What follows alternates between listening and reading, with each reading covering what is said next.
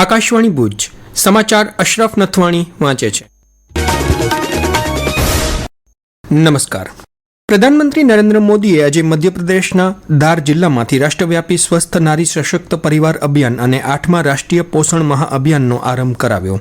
આ પ્રસંગે સંબોધન કરતા શ્રી મોદીએ કહ્યું, આ અભિયાન માતાઓ અને બહેનોને સમર્પિત છે.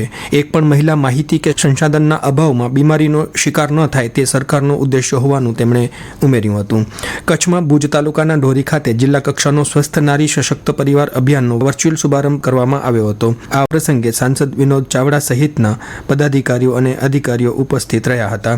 કચ્છમાં આ અભિયાન અંતર્ગત આજે પ્રથમ દિવસે વિવિધ CHC તથા PHC ખાતે યોજાયેલા 539 મેડિકલ કેમ્પમાં 13,000થી વધુ લાભાર્થીઓએ આરોગ્યલક્ષી વિવિધ સેવાઓનો લાભ લીધો હતો, જેમાં મહિલાઓ માટે આરોગ્ય ચકાસણી અને આરોગ્ય સેવાઓ, ENT, આંખ, blood pressure, blood sugar, dental checkup, કેન્સરની ચકાસણી, રસીકરણ સેવાઓ, ગર્ભવતી મહિલાઓની પૂર્વ પ્રસૂતિ તપાસ, એનિમિયા સ્તર ચકાસણી, ટેલિમેડિસિન સેવાઓ, TB ચકાસણી, સિકલ સેલ એનિમિયા ચકાસણી કરવામાં આવી હતી.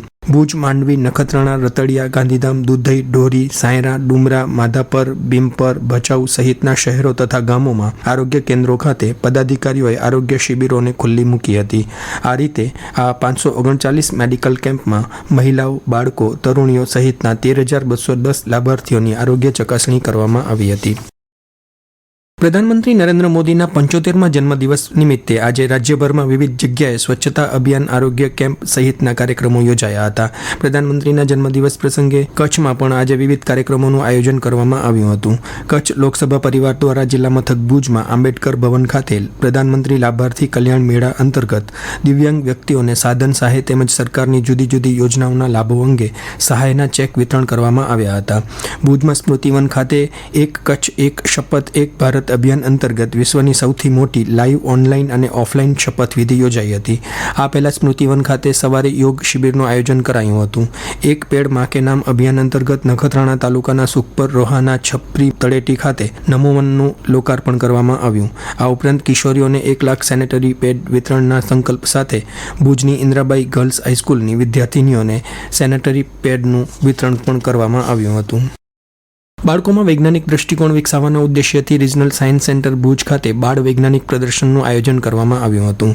પ્રધાનમંત્રી નરેન્દ્ર મોદીના જન્મદિવસે યોજાયેલ આ કાર્યક્રમમાં સાંસદ વિનોદ ચાવડાએ કહ્યું કે રિજનલ સાયન્સ સેન્ટરનું ઉદ્ઘાટન પણ પ્રધાનમંત્રીએ કર્યું હતું.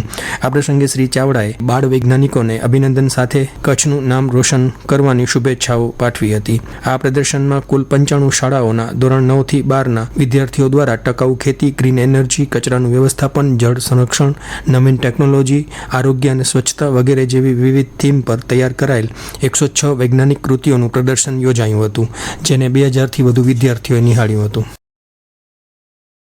સ્વચ્છતા હી સેવા 2025 અંતર્ગત જિલ્લામાં સ્વચ્છોત્સવનો પ્રારંભ થયો છે.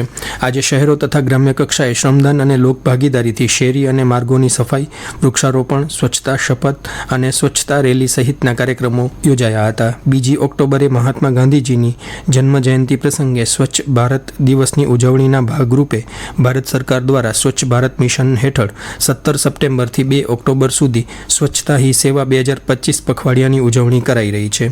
જે અંતર્ગત સફાઈ ઝુંબેશ ઉપરાંત યોગ શિબિર, સ્વચ્છ વોર્ડ સ્પર્ધા, શાળા કોલેજોમાં સ્વચ્છતા અંગે ક્વિઝ, રંગોળી, ચિત્ર, સૂત્રો, નિબંધો, કવિતા, વોલ પેઇન્ટિંગ, સફાઈ મિત્ર સુરક્ષા શિબિર, વૃક્ષારોપણ, શેરી નાટક, વેસ્ટ ટુ આર્ટ ફેસ્ટ વગેરે જેવી પ્રવૃત્તિઓ હાથ ધરવામાં આવશે. સ્વચ્છોત્સવ કાર્યક્રમ અંતર્ગત આજે જિલ્લા પંચાયત પ્રમુખ જનકસિંહ જાડેજા દ્વારા ભચાઉ તાલુકા પંચાયત કચેરી ખાતે 10 ગામોમાં ડોર ટુ ડોર કચરા કલેક્શન માટે ઈ-રિક્ષાને લીલી ઝંડી આપવામાં આવી હતી. કચ્છ યુનિવર્સિટી ખાતે આજથી 2 દિવસીય યુવા મહોત્સવ કલાકૃતિ 2025નો પ્રારંભ થયો છે, જેમાં કચ્છ યુનિવર્સિટી સંલગ્ન અનુસ્નાતક ભવનો અને કોલેજોની 45 ટીમોના 1100 સ્પર્ધકો ભાગ લઈ રહ્યા છે. ચાલુ વર્ષે 656 મિલીમીટર અને 135% વરસાદ સાથે કચ્છમાંથી ચોમાસાએ વિદાય લીધી છે. ભારતીય હવામાન ખાતાએ કચ્છમાંથી નૈઋત્ય ચોમાસાની વિદાય થઈ ગઈ હોવાની સત્તાવાર જાહેરાત કરી છે. કચ્છમાં સત્તાવાર રીતે ચોમાસાની વિદાય રેખા 20 થી 25 સપ્ટેમ્બર છે. સામાન્ય રીતે દેશમાં નૈઋત્ય ચોમાસું સૌથી પહેલાં કચ્છ અને રાજસ્થાનમાંથી વિદાય લેતું હોય છે, જે પરંપરા આ વખતે પણ જોવા મળી છે. 17મી જૂનના કચ્છમાં ચોમાસાનું આગમન થયા બાદ 16મી સપ્ટેમ્બરના વિદાય થવાની સાથે આ વખતે જિલ્લામાં ચોમાસું 92 દિવસનું રહ્યું છે, જેમાં દેશમાં સૌથી વધારે સપ્ટેમ્બરમાં 50% સાથે 244 મિલીમીટર વરસાદ વરસી ગયો છે. આ પહેલાં જૂન અને જુલાઈમાં 32% વરસાદ બાદ ઓગસ્ટમાં વરસાદ ખેંચાયો હતો અને માત્ર 20.98% વરસાદ પડ્યો હતો, જેથી ખેડૂતો મૂંઝવણમાં પણ મુકાયા હતા. જોકે સપ્ટેમ્બરમાં ડીપ ડિપ્રેશનની અસર હેઠળ વિક્રમી વરસાદ નોંધાયો હતો. આ સાથે સમાચાર બુલેટિન પૂરું થયું. નમસ્કાર.